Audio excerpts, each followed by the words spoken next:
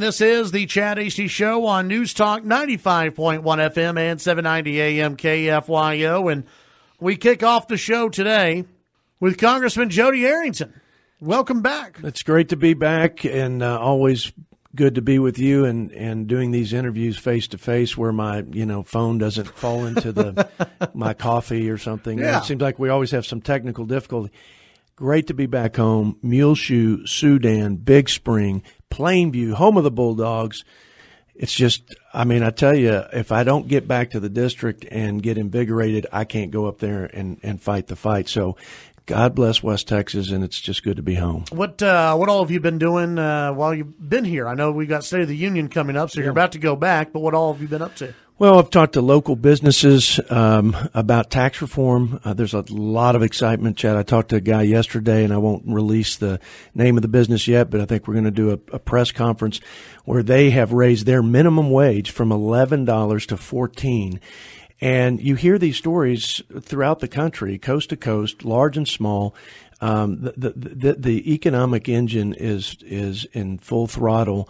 And I don't even think it's in full throttle yet. I think it's just on liftoff because it's been unshackled from this the tax burden and the regulatory burden, and there's more to do.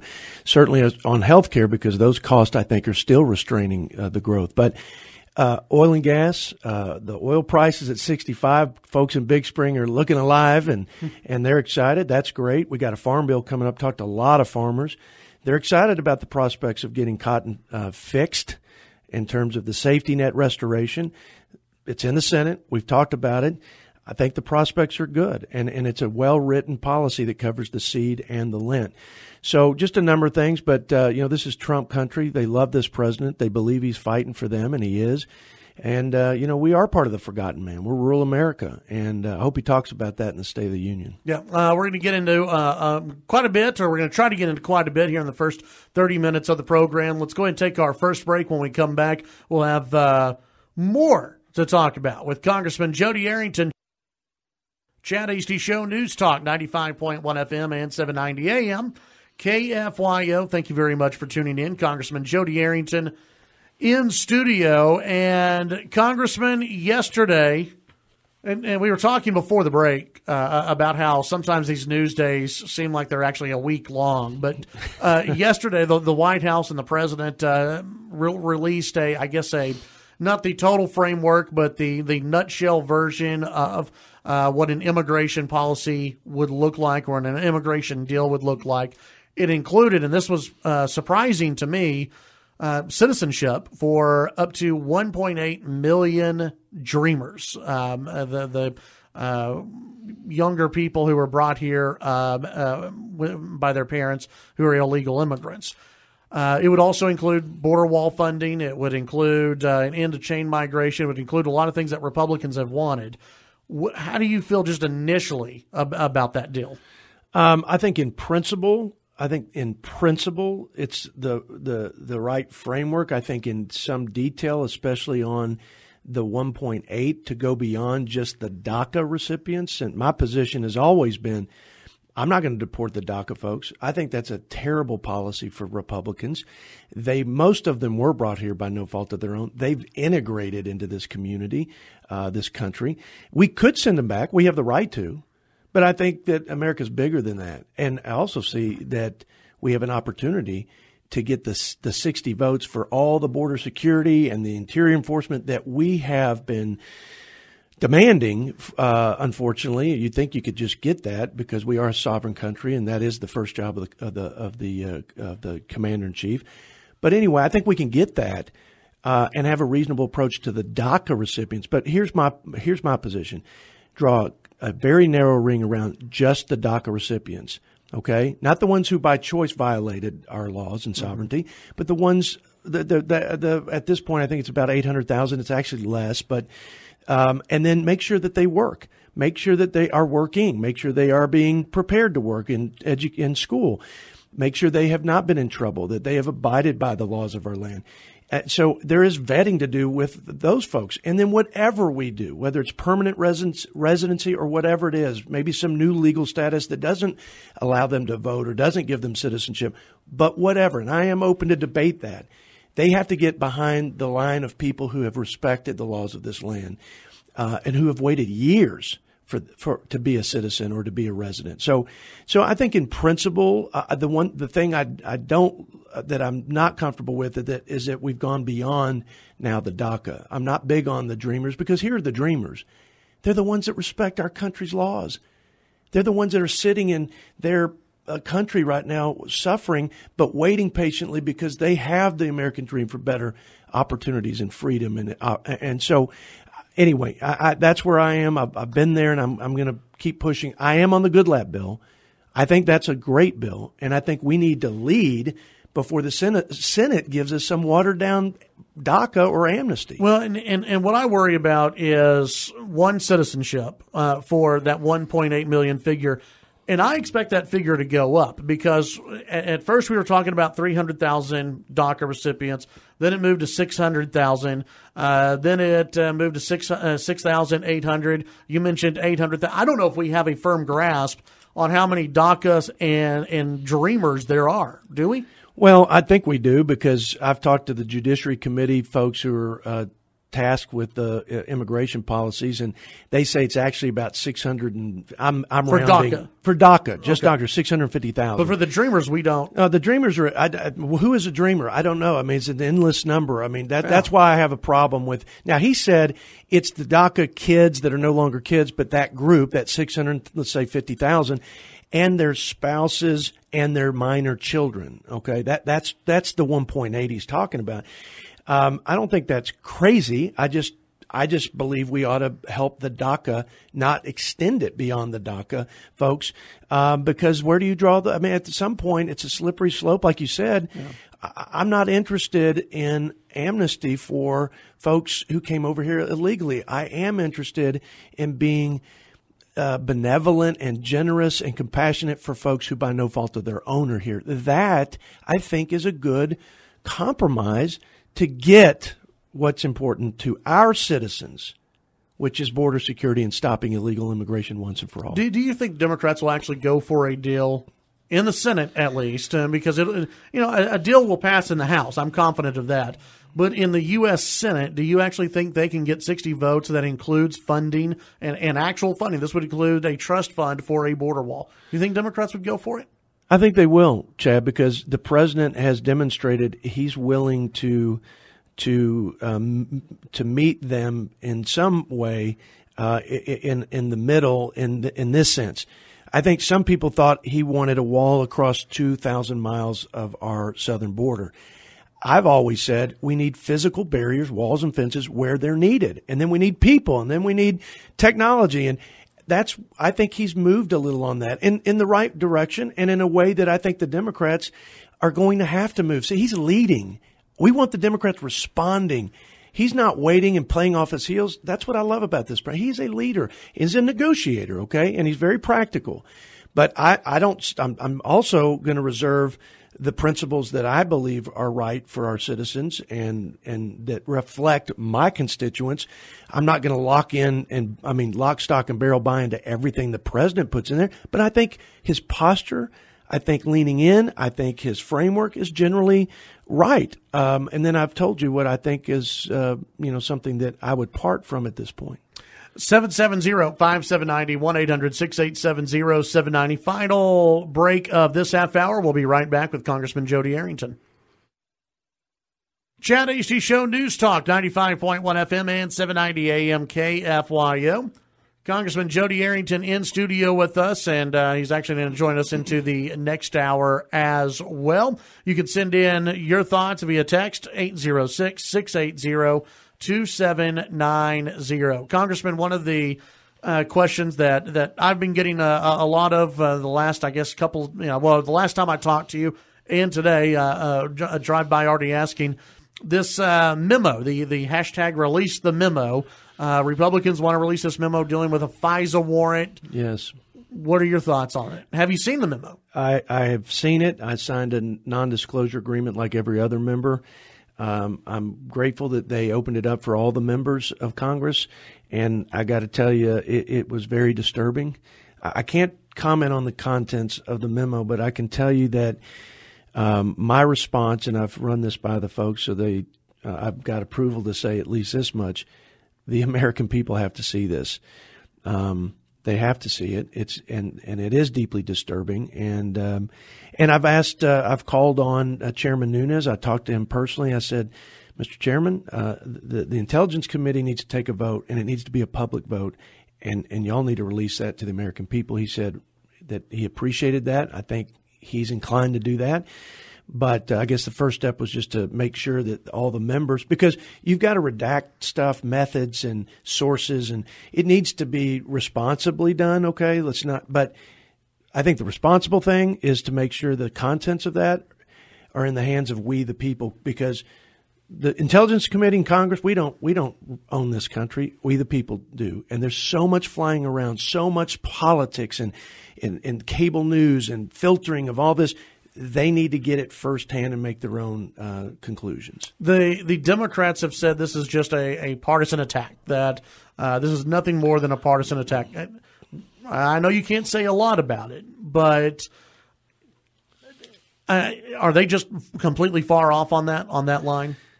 I think they are. I mean, I've read the memo. Are there other contextual pieces of information? I can't imagine from the facts I read that you could do it. I mean, as an American, if you read that, your stomach turns and your skin crawls. And I mean, I don't think this is hype here. And I wish I could divulge more, but the people will get this soon enough.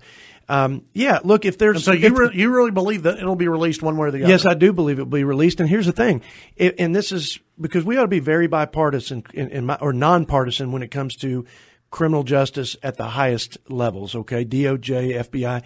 If the Democrats have some concerns and there's more information or more context, I want them to release that. Great. Okay, so let's be fair about this. We cannot make this partisan. This has to be about our country and what's going on in our country. And so, yeah, I'm open if the Democrats have more information. Let's talk about releasing that. Yeah. I just want the American people to have the complete story and the facts. We can't just keep this with Congress at this point, in my opinion, after reading that. Yeah. We have about 2 minutes left in this segment, so we'll start to get into this, and then we'll continue in the next hour. I know you're pushing a term limits bill. Is that dead, or is it going anywhere? Well, I firmly believe it's a root cause here. If we can change this, I think we can change the culture of the swamp. And I think the president believes in it. He campaigned on it. We believe we have a meeting with the president. I haven't said that to anybody. Who knows if it'll come to fruition, but we've got a couple weeks out. It's going to be the freshmen, a few of us, and we're going to ask, Mr. President, give us your support. Let's drive this. We can amend this Constitution. They did it with the 22nd Amendment to limit president terms. We need to limit the congressional terms. If he puts his weight behind it, I see that momentum being tremendous and us being successful. If he doesn't, we miss a historic opportunity. Would current lawmakers be grandfathered in, or how does that work? Because I just can't see someone like, and I'm just going to throw a name out there, Chuck Schumer, saying, yeah, let's do some term limits. I've been here forever. Two things. One is if everyone's signing on to it and the president says, I'll be in your neighborhood soon, talking about why your member didn't sign that. Because this is not, by the way, this polls like above 70% for Democrats and Republicans, a little lower than for Democrats, but the majority of people want this. This is a very popular issue. So I think the president could actually move that onto the agenda. However, and I would grandfather if we had to and say, look, it starts with this freshman class and everybody that follows will grandfather the other guys if that's what it took. So let's just, whatever the path to success is, I'm open, but the president is key. When we come back in the next hour, we want to get into cotton and disaster aid for Texas, and then also what Congressman Arrington wants to hear from the president at the upcoming State of the Union address. We'll be right back. 9:05, welcome back to the Chad Hasty Show on News Talk 95.1 FM and 790 AM KFYO. We have one more segment with Congressman Jodey Arrington, and then he'll be back on with us after the State of the Union address with Carl Tepper. He'll be on with us. Now, Carl Tepper's not doing the State of the Union address, and Congressman, if Carl does try to run down there and give a speech, you got to stop him, okay? If I have to pry him off of President Trump's leg as he's trying to make his way to the podium, that will be very embarrassing for my people out here. Okay? Now, since so many Democrats are going to boycott, does that mean Carl gets to sit down there where the Democrats were, or how does that work? I predict Carl will be laying like you do sideways in a seat in on an airplane when you can just like lay down in a lawn chair. Oh yeah. But I'm going to try to make sure that he's on his best behavior and he doesn't embarrass us. That's I got to tell you, the stakes are a lot higher now representing District 19. Congressman, let's talk a little bit about cotton and disaster aid for the state of Texas. These are two things. The cotton safety net is tied into this disaster aid for Texas, which is right now it's hung up in the Senate, right? Sadly, because these people had their lives turned upside down. I'm talking about our fellow Texans in the Gulf Coast area. And then you had the Democrats shut the government down over people who are here illegally. So that's the lengths they're going to go for, their policy on amnesty, unfortunately. Or some of them, Chuck Schumer and the far, far left that's pulling him. But, we put – there's a disaster in cotton country, and we're at the epicenter, by the way, and our future depends on getting this safety net restoration for cotton. The language is strong. It protects or gives that coverage, the insurance, market risk insurance, essentially, to cotton as a seed and a lint. It's budget neutral, and it would apply to this season. It doesn't get any better than that. So we need Senator Cornyn, and because he is the number 2 over there, to really drive. And quite frankly, we need the governor to say he's good with the package, because if he's not, it's going to make it hard for the delegation and Cornyn to push it. But I'm pretty confident that this is going to happen. And if it does, it is a game changer for us. Is there a timeline where this needs to get through in order for it to be effective? We've got about a couple of weeks, unfortunately. We now have the 3-week sort of kick the can CR, before we get the DACA sort of immigration thing fixed. I think this is the sweet spot for this. If we can't move in that time frame, then it's going to cost, because they'll baseline it again. It'll cost some. It won't be a lot, but anytime the costs go up, you're going to have to find offsets, and it makes it harder. Right. And so, okay, how would this impact? Let's say it does get through, and you have that safety net. How does that impact the upcoming farm bill? It will impact it tremendously, because it will take a lot of political capital and financial capital to get it negotiated into the farm bill process. The farm bill's open right now, happens every 5 years. This is our number 1 priority. But if we have to negotiate this into the farm bill with our colleagues on the Democrat side of the aisle, and it's a very bipartisan committee, but they know we need it. They know we're desperate for it. And we also, quite frankly, are desperate for welfare reform and making sure we have able-bodied people moving off of food stamps and welfare into the marketplace for their sake and for the taxpayers' sake. It'll be harder to negotiate that, Chad, if we don't have cotton already fixed. So, and everybody gets that. The leadership of the House gets it, at least. And we worked really hard to whip that vote, and I think everybody's bought in, or most people are bought in the House. We got to get the Senate to move on this. The safety net that's included in this disaster aid, is that only good for a year? And then how does that transfer over into the? It's permanent. Once you fix it into Title I, it becomes the law of the land again. It was the only commodity ripped out of it. It was a mistake. They had a substitute safety net called stacks and generic base acres. We can get into that another time. What we've done is we've taken the things that didn't work as the substitute and rolled that in to patching that Title I and making it a permanent safety net fix. And let me tell you, they've been vulnerable to market swings, and cotton is – we lost textile mills. We lost a third of our cotton gins over the last 10 years, and now I'm getting calls from cotton farmers saying, I'm out. Yeah, I was going to ask, what does, if this gets through, what does that mean for the average cotton farmer in West Texas? It means that they, like every other commodity, it doesn't mean that there won't be ups and downs. This safety net is not meant for them to operate on, just like any other program. It's there to supplement and to let them survive if they have 2 or 3 consecutive bad years in terms of prices dropping out of the bottom. Everybody's had that, commodity-wise, row crop-wise, except for cotton. It means that West Texas can thrive and actually survive, and that our children are going to grow up like we did in the greatest, largest cotton patch in the world, and we're going to supply the food and fiber of the world from Lubbock and the surrounding area, because cotton is a food and a fiber, and it's the only commodity that's a food and a fiber. So this needs to move with the spending bill, basically. It's with the supplemental spending bill. Don't mistake that for the continuing resolution on the overall funding for the government. That's why this is a better vehicle, because it's for disaster relief. And most folks want to help their fellow Americans when they have a natural disaster outside of their own doing. You know what I mean? Right. Okay, and just real quick on as far as funding and everything else goes, when is there going to be a budget again? Okay, we're working. I'm on the budget committee. We're working on the budget for 19. My most proud accomplishment, or one of them, was to work on that budget the first round and actually reduce, for the first time in 20 years, deficit spending, $200 billion in mandatory cuts, funding the military by almost $100 billion more to restart rebuilding it after the Obama decimation, and taking on entitlement reform, welfare reform. I was so proud of that, but tax reform overwhelmed it, and we didn't want to.